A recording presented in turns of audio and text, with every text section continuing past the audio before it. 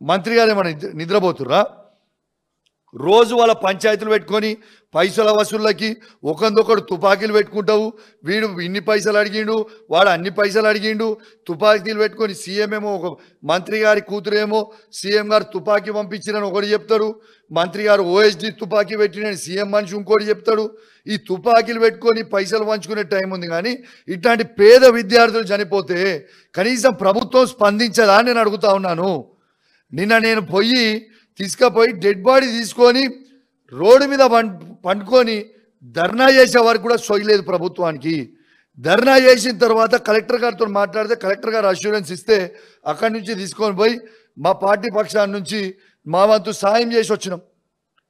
సొయ్యున్న మనుషులా మీరు? అసలు ఏ విధంగా పిల్లలు ఏడుస్తుర్రో ఒక్కసారి మీకు ఈ వీడియో చూపిస్తాండి ప్లీజ్. ఈ వీడియో చూడాలి మీరు, ఈ వీడియో కూడా మీరు దీంట్లో చూపించాలి. అసలు ఎంత బాధాకరం అంటే అసలు మామూలు బాధ కాదు ఇది. ఈ బాధ పగోని కూడా రావద్దు, అంత దారుణంగా ఉంది ఇది.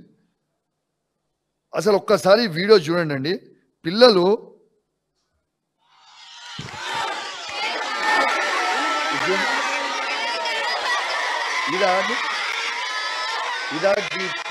పేద పిల్లలు ఈ విధంగా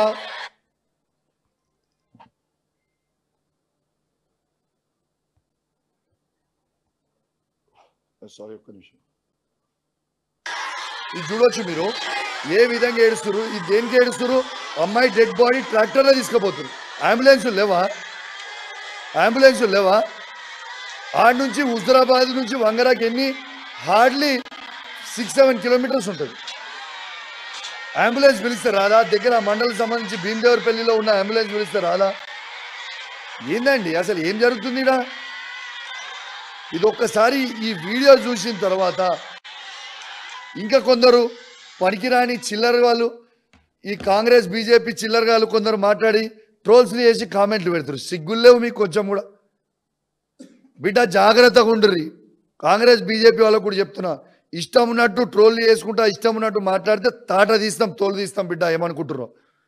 నిన్న పోయింది రాజకీయాల కోసం కాదు, ఇలా ఎలక్షన్లు లేవు, ఓట్లు లేవు, మానవత్వంతో పోయినాం. ఆ పేద కుటుంబానికి అండగా ఉండాలని పోయినాం.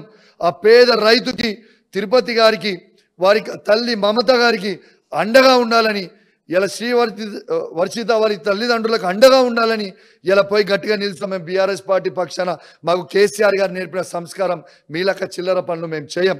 ఎట్టు పరిస్థితిలో దీని మీద యాక్షన్ తీసుకోవాల్సిందే, వాళ్ళని సస్పెండ్ చేయాల్సిందే. మీరు గిట్ల వాళ్ళని సస్పెండ్ చేయకపోతే ఖచ్చితంగా మేము బీఆర్ఎస్ పార్టీ పక్షాన మేము పెద్ద ఎత్తున బృందాలను తీసుకొని ఆడికి వస్తాము. ఆ స్కూల్ ముంగట ధర్నా చేస్తాము. ఊకునే ప్రసక్తి లేదు. ఆ కుటుంబానికి న్యాయం చేసే వరకు ఊకునే ప్రసక్తి లేదని తెలియజేస్తూ సెలవు తీసుకుంటాను.